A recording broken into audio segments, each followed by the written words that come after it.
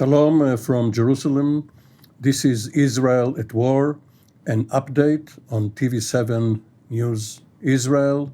I'm Amir Owens, sitting in for the traveling Jonathan Hassan, and this is day 592 of the war, which started with the horrific attack and massacre by Hamas on Israel on October the 7th, 2023, and we still have 58 hostages in captivity in Gaza, 20 of them alive, the others unfortunately dead.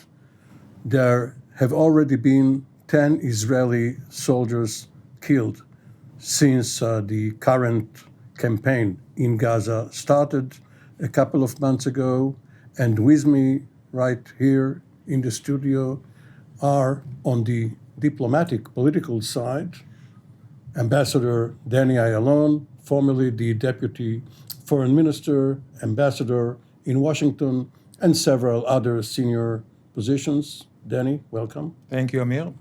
And on the Paul Mill side, on the military wing, Brigadier General in the reserve, Doron Gavish, formerly the commanding officer of the Israeli Air Force Air and Missile Defense Units, and currently the commander of the Air and Missile Defense Task Force, General Gavish.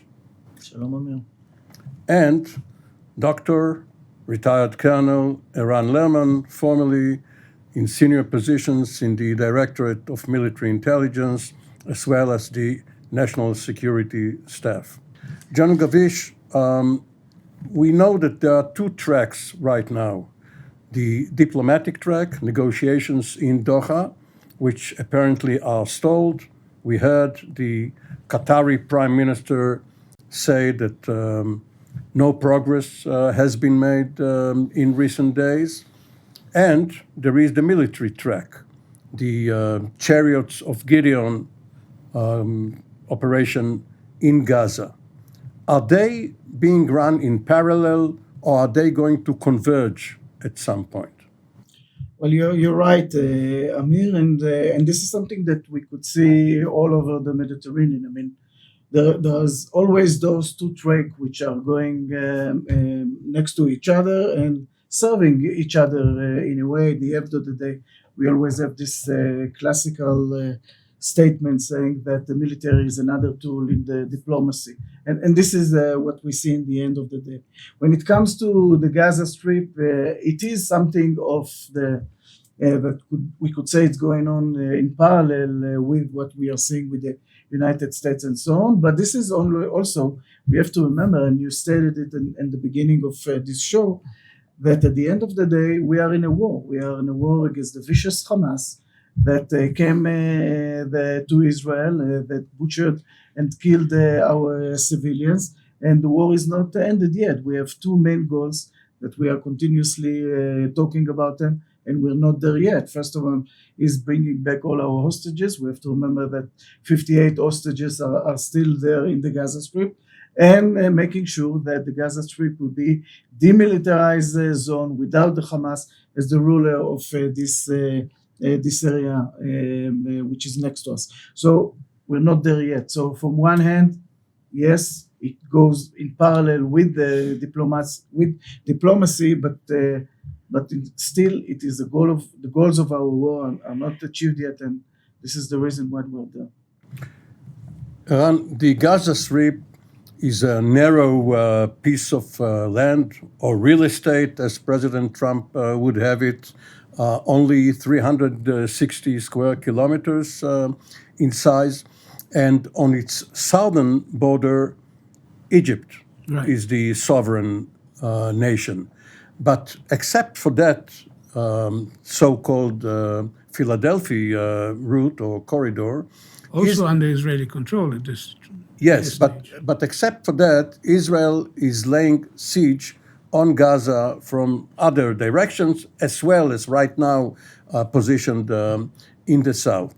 And suddenly, even though it was prominent earlier in the war, suddenly the issue of humanitarian aid being delivered to the population and ways devised so that Hamas will not take over the aid, sell it for exorbitant sums in order to finance its terror. Suddenly, this has become the issue. Why? Well, essentially, there are three reasons for this growing attention to this question. First of all, there's an immense international campaign. We in Israel rarely see what is served on almost a daily basis, particularly in Europe, on a daily, half-hourly basis. Images of near starvation, images of destruction and death, and an increasingly difficult challenge for Israel to explain what it is doing. And by the way, we are really doing a fairly poor job in this respect. I've heard, for example, that the Air Force, in some cases, actually operated in Gaza in order to crack open the walls of the food hoarding facilities of Hamas so that the population can actually have access to them. Israel is not deliberately starving the Gazans, but the image that has become a very delicate matter. And of course, there's a very thin line, but it can easily be crossed, under which our actions would become, as the legal profession tells us, go into the category of crimes. And this was said in the relevant cabinet discussion. There was no decision, but the Prime Minister moved to expedite humanitarian aid. And there is this concern that Israel would be pushed into the realm of being unacceptable internationally. And the third element was the expectation that this pressure would organize the Gazans against Hamas. And that there has been some indication of growing discontent. And there have been recent demonstrations, again, specifically in Khan Yunis. But this has not yet changed the situation, and so we need to reconsider this strategy.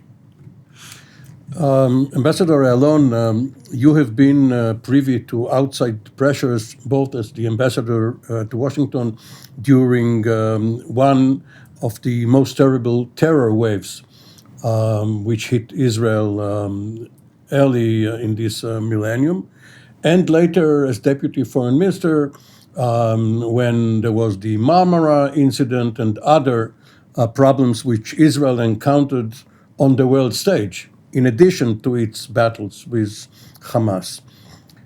How do you measure and report back home when you're abroad or when you're taking part in cabinet sessions that the global patience is wearing thin, then that Israel should now look at that aspect as the paramount consideration rather than a secondary one? Yeah, so for Israel, I would say basically there are two theaters.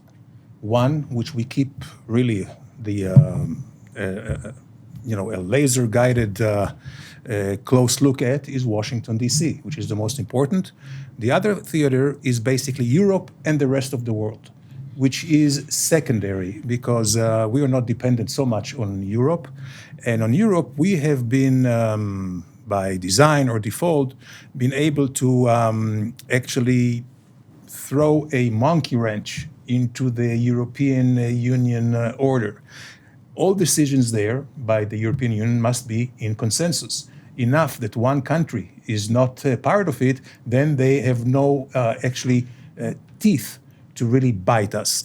The one now is Hungary. Sometimes there are other countries, the Czech Republic or whatever. But it is a growing pressure, and it also, we see some residue of this on Washington, D.C. But what is important for us is Washington, D.C. And Washington, D.C. Believes that there is no more room for their tolerance.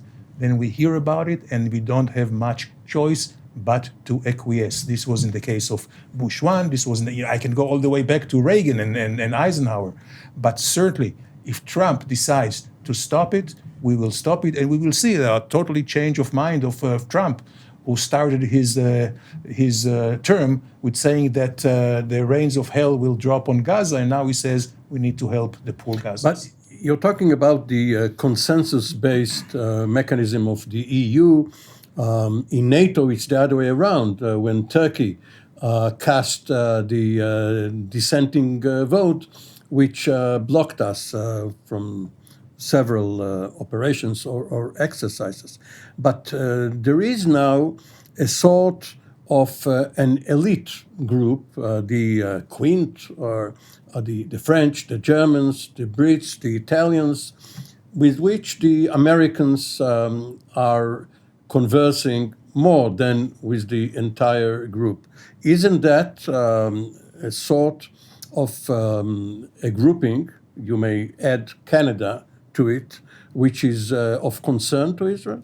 Absolutely. And the Europeans are always at least one step ahead of the Americans. So if we see a real intense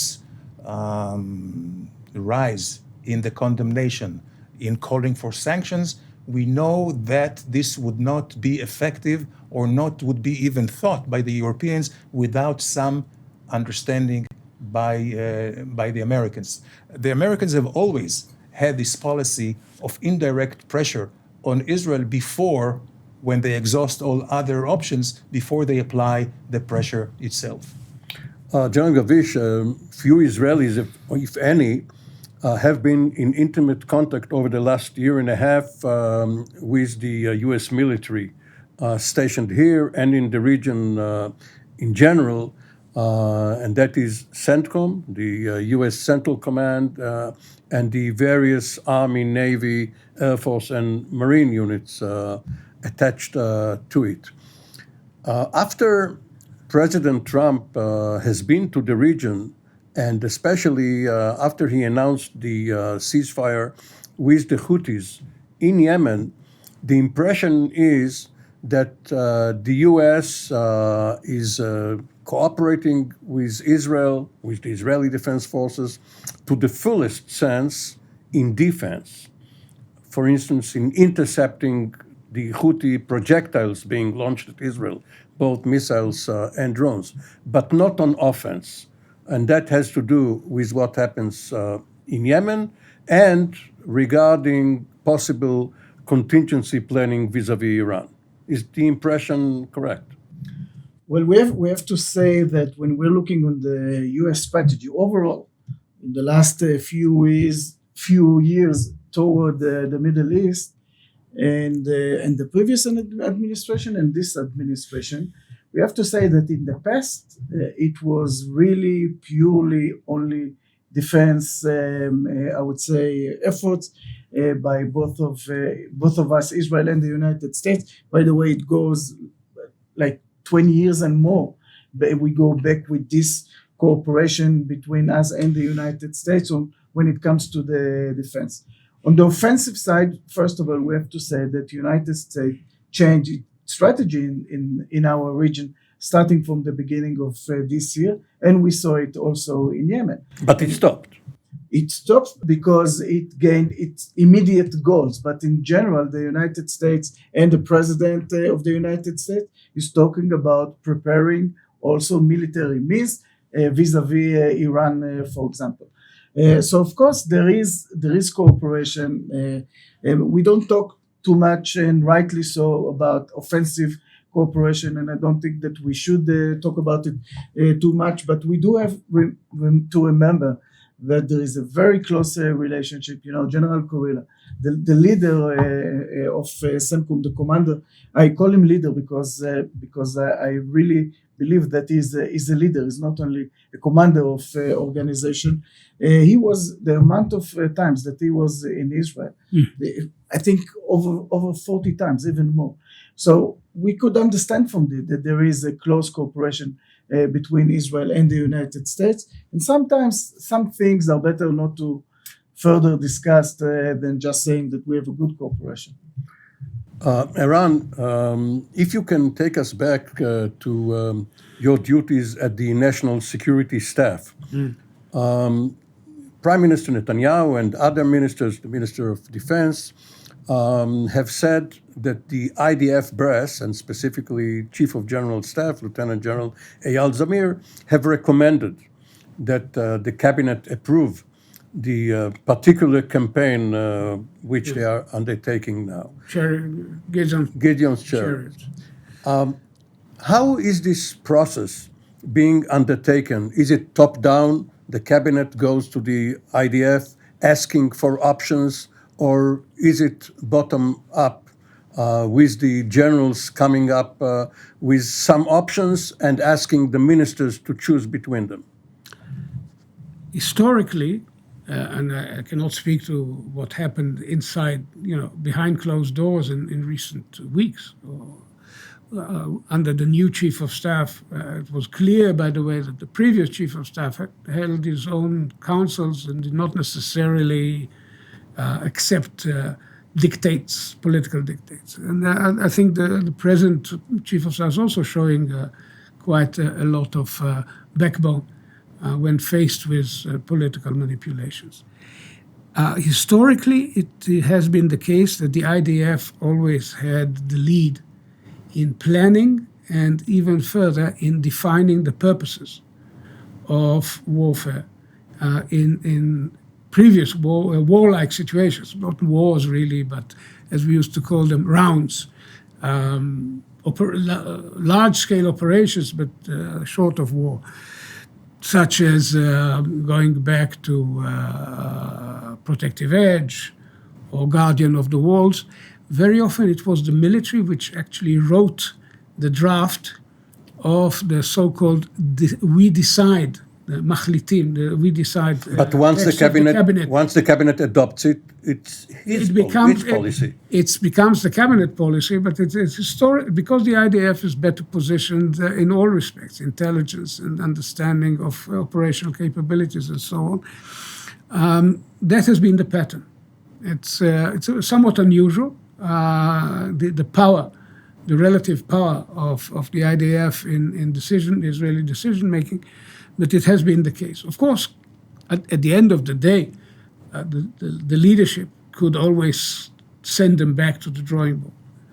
But this was the familiar pattern. But for the last 26 years or so, the National Security Council, later renamed the National Security Staff, where you have been deputy head at one time, this was supposed to balance the dominance of the military. Has that not happened? First of all, it's not that easy to change a structure that was built in the days of Ben Gurion, in his time. He was always Minister of Defense. He was willing to be Minister of Defense without being Prime Minister, but he was never Prime Minister without being also Minister of Defense. For him, the defense establishment was the core of Israeli identity, the core of the mamlachtiyut, the sense of becoming a new nation. The IDF, the Ministry of Defense, and the intelligence community. But the IDF above all, the maker of the new people, the Israeli people. Yes, there has been a shift in the sense that the NSC can bring to the table the inputs also of other elements in the government, economic considerations, foreign policy considerations. The Ministry of Foreign Affairs is actually more empowered when there is an integrator that can bring in their input to the ultimate decision. I think that in the case now, for example, of the decision to expedite, not to allow, because the decision to allow humanitarian aid has already been taken. These American organizations and NGOs, there's been an understanding already reached and agreement signed to implement this by the end of May. The decision to expedite this under international pressure definitely reflected the ability to bring to the table the inputs also of other agencies beyond the IDF, but not against the will of the IDF, actually backed by the IDF position. Danny, it has been said that Washington is a one crisis town, that the administration and therefore Congress and public opinion can only handle one major crisis at a time. You were there for the Bush administration, the junior Bush, George W. Bush. when it was involved in two crises, Afghanistan and Iraq. So our own pet project was at most number 3. How are you able, as an ambassador, to generate interest at the White House, in Congress, State Department, Pentagon, when they are focused on other people's business? Well, there are instances, Amir, where you really don't want to raise any attention. You let things go as they are. For instance, when Defensive Shield started in 2002, for the first 3 weeks, we had free reign, really to try and crush. Until Jenin. Yes, until Jenin, exactly. And at that time, we try not to rattle the cage or not the boat. We let things go on. And it is true that Washington is one crisis has one crisis attention span. But when it came to the military, yes, it had to take care of Afghanistan and Iraq. But from a political point of view, for them, it was like one campaign against Al-Qaeda, against the terrorists. I want to remind you, Amir, that after 9/11, when there were rumors that actually the Americans are going to use it as a pressure point against Israel to have a compromising, stand against vis-a-vis the Palestinians, Ariel Sharon, which was the prime minister at the time, wrote what we called the Czechoslovakia speech, where he warned the West not to sacrifice Israel.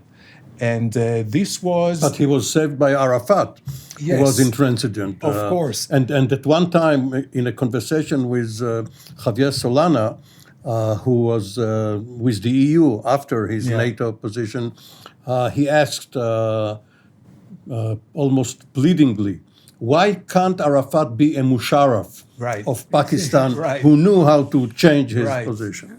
Not to say about Arafat becoming a Gandhi or a Mandela. Sure. But yes, but he was far cry from that. But in any case, when it came to Washington, D.C., at some point, if we had a constant flow of everything that we needed in terms of material, in terms of political support, the UN mainly, we wouldn't do anything. Only, we would be reactive and not proactive in that case. Building on that, Eran, the mirror image of what Danny just recounted is that if President Trump does not have an easy or early win elsewhere, such as in the Putin-Zelensky talks, which are yet to materialize, maybe he will put more pressure on Israel to compromise with Hamas.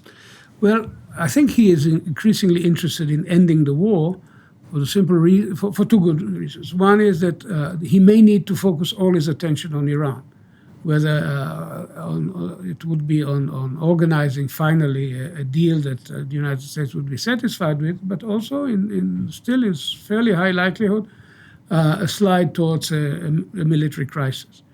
So, and moreover, his immense transactional business with the 3 Gulf states, including Qatar, which is an open supporter of Hamas, I think shifted his focus quite dramatically from full support for Israel in its campaign to destroy Hamas to a more complex nuance, not a stance against Israel, but a stance that says Israel's interest now requires trying to bring the war to an end, or at least to a prolonged ceasefire during which a negotiation can be started about the end game.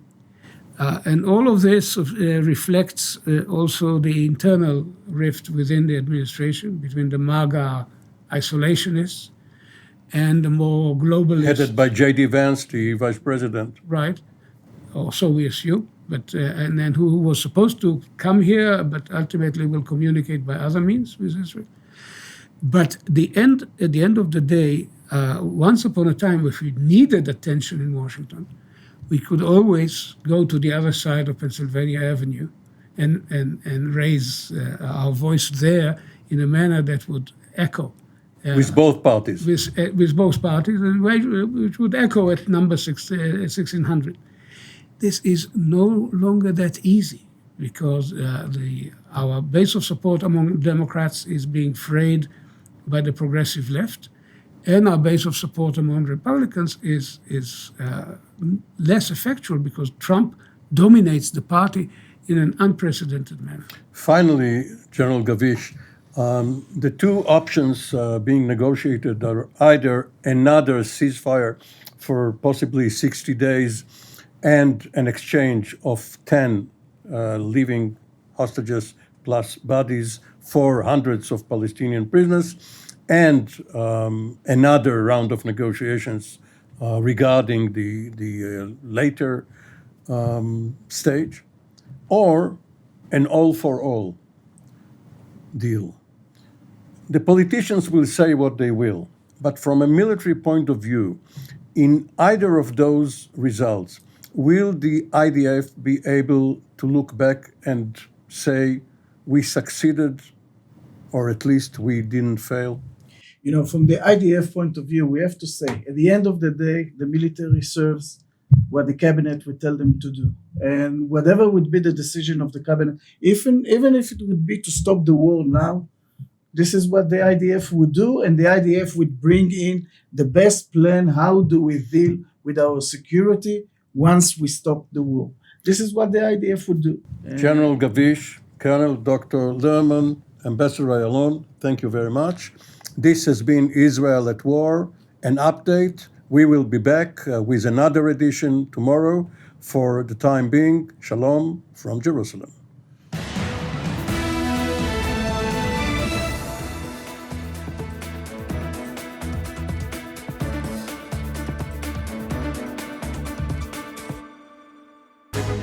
My name is Eran Lerman. I used to be Deputy National Security Advisor to the government of Israel, currently Vice President of the Jerusalem Institute for Strategy and Security, a think tank, and the editor of the Jerusalem Strategic Tribune.